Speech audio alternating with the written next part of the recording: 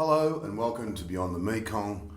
My name is Luke Hunt and this is another podcast for The Diplomat, and with me today is Lars Olsen. Lars spent many years out at the Khmer Rouge Tribunal here in Phnom Penh and has a detailed first-hand account based on a lot of knowledge in terms of the inner workings of the tribunal, which was a hybrid model. And this is important because while the Khmer Rouge Tribunal is pretty much done and dusted, the basis of the tribunal as a hybrid international court is being touted as a model for the Ukraine and Myanmar. Lars, welcome to the program. Thanks, Luke. Happy to be here. How long were you out there for? How many years? And personally, how did you find dealing and working and operating within the tribunal and the extraordinary makeup that it was? Well, it was interesting 7.5 years for me. It was definitely a experienced before this hybrid structure where you basically had two parallel structures in the court, one chain of command within the UN side of the court, one chain of command within the Cambodian side of the court. So two basically separate chain of commands working together, each office divided in one national, one international part. It's a pretty novel way of seeking justice for between 1.7 and 2.3 million people. Yes. So to have the privilege to take part in these proceedings was a great honor for me. It's to help at least achieve some form of justice for Cambodians who, as I said, waited for so long to see some justice for the 1.7 to 2.5 million people that were killed. And there was some sense of justice. There were convictions, and I've done podcasts and written many a story about the successes and mitigated failures of the ECCC. The hybrid nature of the court basically pitted the local judges, the Cambodians, against the international judges at times when it mattered most. Is that fair? Well, I think it was to a certain extent these differences between national and international judges have been exaggerated a little bit, because clearly if you look at the legal framework of the court, this was not unexpected. The whole legal framework of the court anticipated that there would be situation arising where there would be disagreement between the nationals and internationals. That's why you had these special rules with requiring supermajority for decisions, how to move forward with the cases and so forth. So, to disagree is legitimate. It's part of the process. Yes, and also let's not forget that the main disagreement was regarding how to interpret the mandate of the court, basically wide or narrow with the scope of prosecutions. So it's cases 3 and 4 that where you had major disagreements. Now, and I think it's important also not to. And those cases involved high-ranking but lower-level Khmer Rouge cadre, and whether or not they should be prosecuted after Nunchia, Kusampan. Yes, exactly, because Nunchia, Kusampan, Yang Sari, they were prosecuted mainly as senior leaders of the Khmer Rouge, whereas... And that was clear, there was clarity on that. Yeah, obviously, because they were a part of the national leadership, whereas the second tier of prosecutions in cases 3 and 4, they were leaders of districts or campsites. So they would. The question was whether they were most responsible for the crimes committed and would fit into the tribunal's jurisdiction in that sense. Yeah. And there was disagreement there between the local. There was some, not in all, because in one of the cases were dismissed unanimously, both by the international and the national co-investigating judge. But then for some of the cases, there were disagreements. But I think it's important when you look at the legacy of the court not to let these two cases and the disagreements there overshadow the fact that you had 3 trials, basically, cases 001, 002/1 and 002/02, where you didn't have these major disagreements between the national and international side. Okay. There's also been a lot of allegations over the years of political interference by the government, and there are those who would like to think that the Chinese were backing the Khmer Rouge and there was no mention of them. There are others who would argue that the Americans and the legacy of the Indo-Chinese wars should have been encompassed within that as well. And with the government of the day under then Prime Minister Hun Sen, there are also many accusations that the government was interfering and trying to dictate to the court. How real was that? Well, the only one who can really answer that are those who made judicial decisions, which allegedly, according to them, some was influenced by political interference. Yep. Now, there's no doubt that the government clearly kept a close eye on what was going on at the ECCC. But my impression is that dealing with many of my Cambodian colleagues, whether there was interference, I couldn't really say. But I think there, to a certain extent, at least, there was self-censorship. Yeah. You don't if you live in a politically volatile society, you don't necessarily need instructions to do something because you would, in accordance with what you believe. Now, to what extent this happened, it's difficult for me as a foreigner to comprehend. But there was. Yes, there was huge political influence, and there was, let me say that there was also on the international side, from several major donor countries, right, there were political engagement behind the scenes to move this process forward. Which countries? I prefer to keep things that I have acquired knowledge through confidentiality during my work confidential, but I can just say that it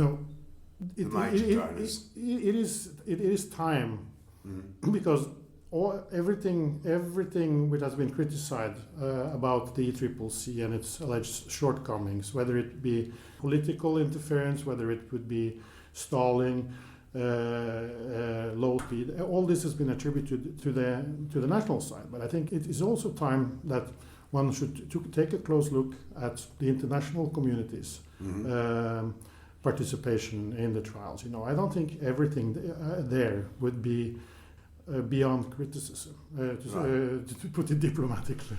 Okay, so in terms of a hybrid model whereby you have local judges in one court, international judges in another court, putting political leaders on trial for breaches of the Geneva Conventions, war crimes, genocide. Is it a reasonable model for other countries to proceed with? And by that I mean Myanmar and Ukraine. The Ukraine has certainly touted the Cambodian model because they want to prosecute on their territory. Is that a fair and reasonable way to find justice for the victims of such crimes? I mean, do you think it worked well enough here to serve as a precedent elsewhere?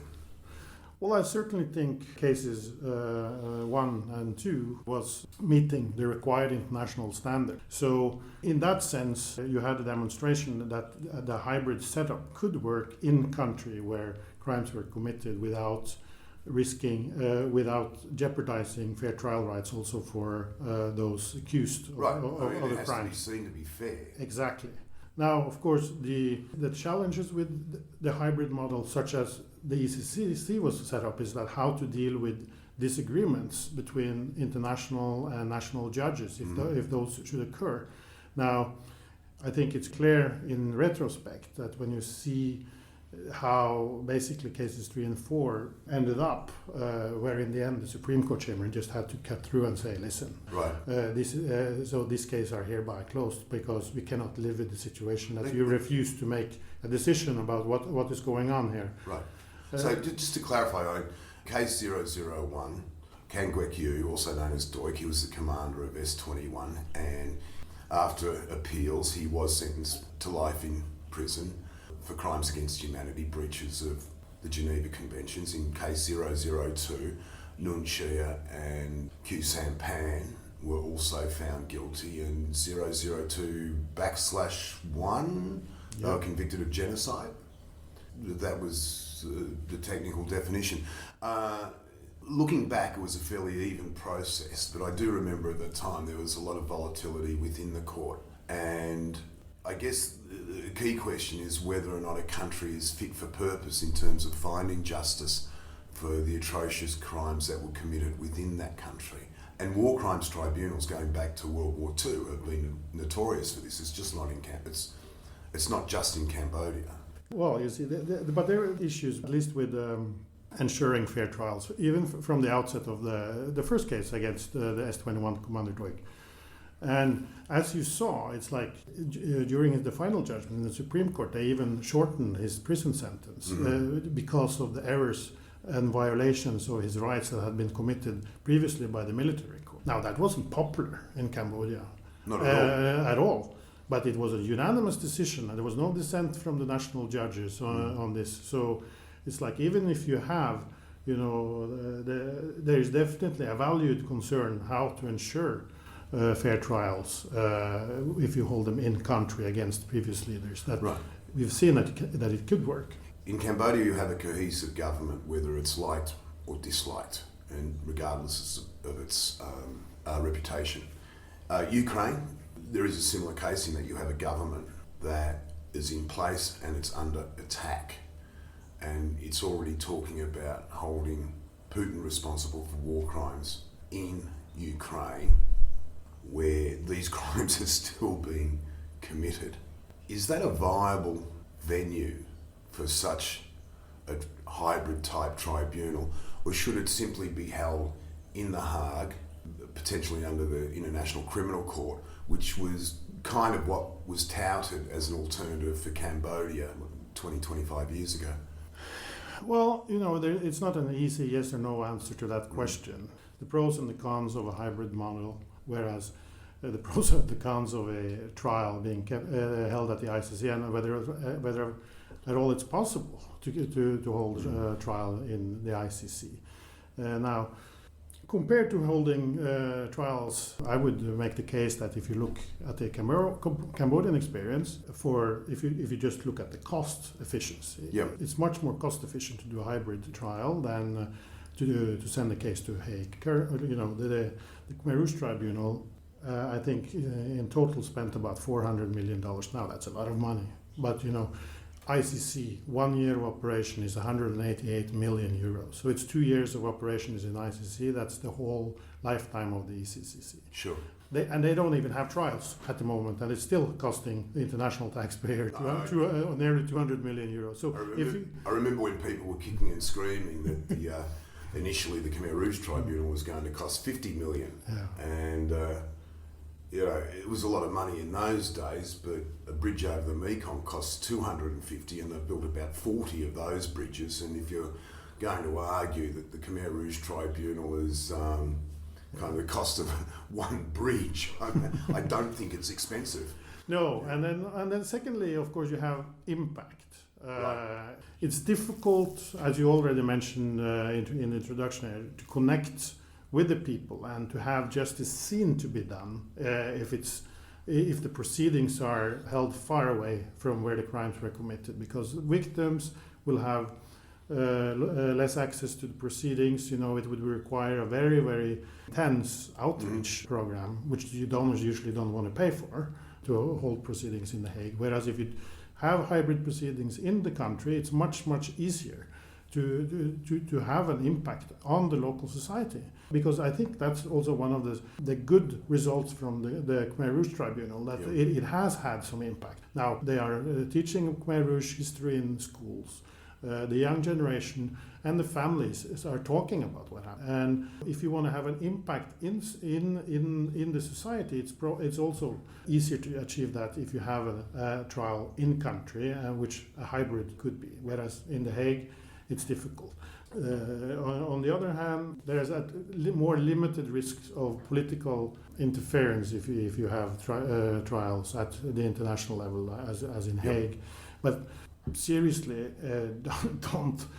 don't believe that there isn't political lobbying and being done by governments that are Western when you have high-profile cases. This is going on in cases, the lobbying to get things done in a certain way or whatever not. So it's like political interference is, if that's the term you want to use, it's not something which is exclusive for governments that are seen to be non-Western. So what you're saying is simply because a tribunal is being held in Ukraine, for example, and in that tribunal, presumably, there would be Russian generals. Let's go all out and say, maybe even Putin. Yeah. But one would expect that people who are funding that tribunal are going to lean where they can. Perhaps the Americans, perhaps the Europeans are still going to lean on the political framework of the tribunal in order to obtain what they want, and they can use their funding to do that. Clearly, because the international donors, I don't think anyone believes that they are willing to fund tribunals just to see. Let's see if there was something of criminal responsibility here. Clearly, they want convictions. So obviously, obviously they have an interest in seeing convictions. And if you well, this is of course will just be hypotheticals, but I would assume that if you would see a hybrid court starting up somewhere, starting to just issuing acquittals, there would be pressure that what are we doing here? Because is this what our money is being spent for? So in a country like Myanmar, where you have the government in exile, the National Unity Government, they are pressuring the ICC to come in and take control with what little they have to exert. Yeah. They are trying to do that, and there are certainly ethnic organisations within Myanmar. They want the military, the junta, and led by Min Aung Hlaing, they want him in the dock as well. But you're looking at a country that is not really a country anymore. The military has lost control of its sovereign borders, and it's basically fractured along ethnic lines. Is a hybrid tribunal potentially a reality in that environment? Well, it is one of the options on the table, and then obviously it will be up to the government, whomever would be the government in Myanmar and the international community to decide whether this would be an acceptable model. But I think, at least as to have it as an alternative, it's good, because also a hybrid model like the ECCC in Cambodia is a domestic proceeding, even if it's a hybrid model. So in terms of, for instance, the ICC, it's like then the ICC wouldn't have jurisdiction if you deal with it, because the ICC's jurisdiction is complementary. It's basically, if you don't prosecute the crimes on the national level, then the ICC can prosecute. Now, if you do prosecute crimes on the national level, the ICC have no jurisdiction to take over the case. And that's probably also something that would be considered by the government of Myanmar or other governments where a hybrid model would be debated. That, okay, this is one way of avoiding things going to The Hague, is basically doing it in country.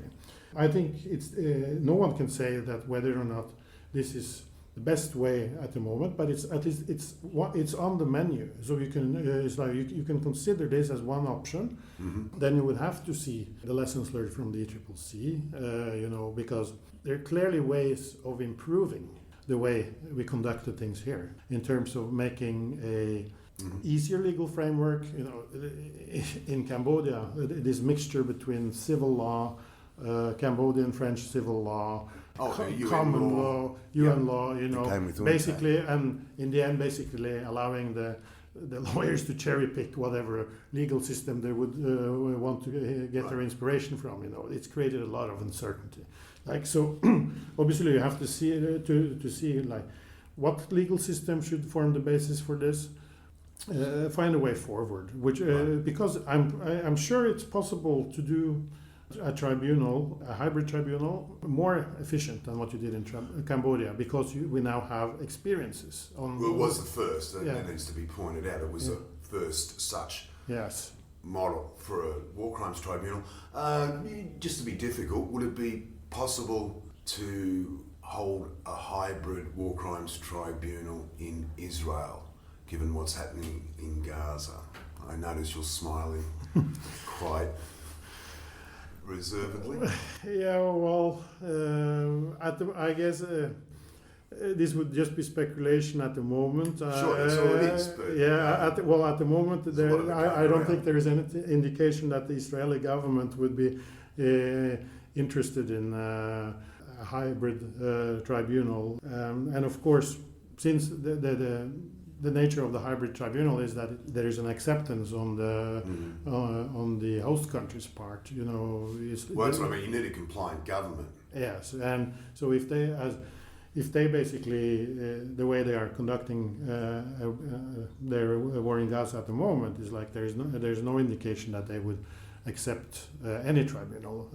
Clearly, they have opposed the ICC opening investigations. Mm-hmm. And I don't think there is also issues with ICC jurisdiction, i.e. Yes. those who have signed up to the Rome Statute. Exactly. There are ways around that in some ways, but effectively it's a case of the ICC is a venue when you don't have compliance with a government that's prepared to hold a tribunal on home territory. That's correct. And as far as the statements from the Israeli government, it seems to indicate that they believe they have done nothing wrong and committed no crimes. So why would they accept an international tribunal? That's or a hybrid tribunal. Sorry. Their view is but one. Again, this comes back to the complications of a hybrid tribunal, where you have that lack of separation between the people who allegedly committed the crimes and the government of the day, who often had skin in the game when it comes to those crimes, either as victims or as perpetrators. And that whole separation of powers, there seems to be a lack of understanding about that in certain countries. But it's difficult to find what is an ideal solution. And we had Rwanda and several other cases. What are the other alternatives, or are there any? Well, it seems that the international community, when they created the ICC, you know, that was kind of the end of the international ad hoc tribunals, like the ones we saw for the former Yugoslavia and Rwanda, because those were... Would you date that back to Nuremberg? Well, the Nuremberg was, of course, another ad hoc international tribunal. Sure, okay. So it's you basically have the time. You had the Nuremberg trials, you had the Far East Tribunal in Tokyo, and then there was nothing until you had the Criminal Tribunal for former Yugoslavia and for Rwanda. And of course, those were international tribunals established by the UN Security Council. Because there wasn't any other alternatives at the moment at an international level. Now, the idea with moving forward with the International Criminal Court is, of course, that that's the court that's supposed to be the court for dealing with similar issues as you had in Yugoslavia or Rwanda. So I don't think there is a appetite in the international community to establish another international ad hoc tribunal, such as the ICTY Yugoslavia or the ICTR Rwanda. So then you are stuck basically with some kind of hybrid or national proceeding, or the International Criminal Court, or no proceedings, which is also an alternative, of course. Well, and that has happened. Yes. Oh, sorry, that hasn't happened in many situations. You're at the Khmer Rouge Tribunal for well over 7.5 years, and we both knew a lot of people whose careers were ended there, and people who went on and prospered. You've got a few years behind you now. How do you look back and view the whole experience, and basically seeing what justice could be rendered happening? Yeah, I think, although there are many of those who would have seen the court achieve more, and by achievement in that sense, they are talking about the number of people actually being convicted and sentenced by the tribunal. But I think, in earnest, the court achieved more, also in terms of convictions and legal proceedings, that what most people expected. I do remember when I arrived here in 2009, just a few days before the first trial against Stoic, the S-21 commander, and the general opinion among both court observers and a lot of people I spoke to was that very few people believed that there would even be a conclusion in the first trial, because they said this court was just too deep into troubles with alleged political interference, with corruption, and that there was that they highly doubted that the court there would be a result in the first trial, and let alone there would not be any other trials. So the fact that you actually successfully concluded the case against Stoic, you had the first trial against Nunchia and Khieu Samphan, and then the second trial against Khieu Samphan. This is the court achieved more than many of the observers expected. Now, whether that's good enough is not for me to decide. I'm not a Cambodian. Okay, I do have a Cambodian family, but I'm not a Cambodian, so it's not for me to decide whether this was enough. But at least I think, speaking to many victims, I have seen that many of them think that at least this is something.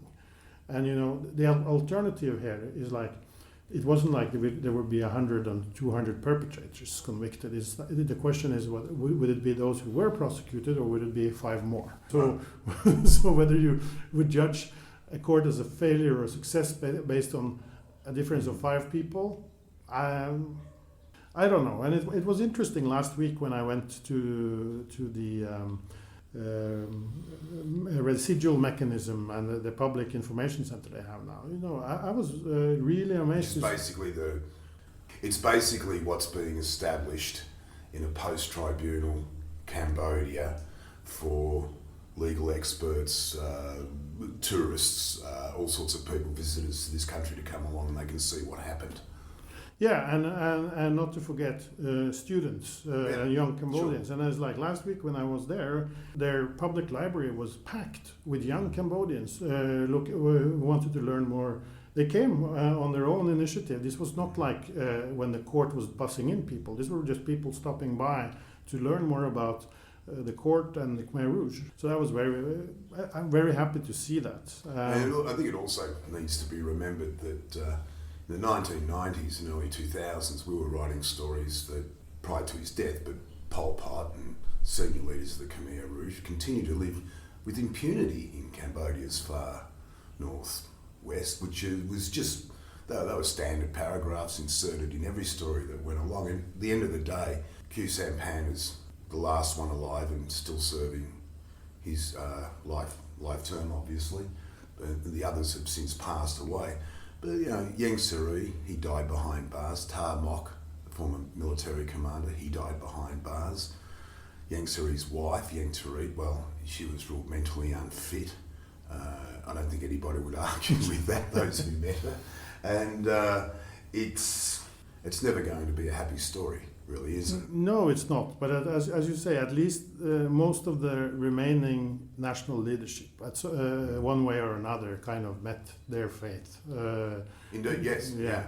During these proceedings, and I'm sure there are lessons to be learned here, and I don't think you will see that this setup will be replicated in its entirety, but clearly that there are a lot of elements from this process that can be replicated somewhere else. In the Ukraine and Myanmar. Yes. Probably not Israel. Lars Olsen, it's been great to see you again. Good to see you too, Luke. Thanks very much. Yeah.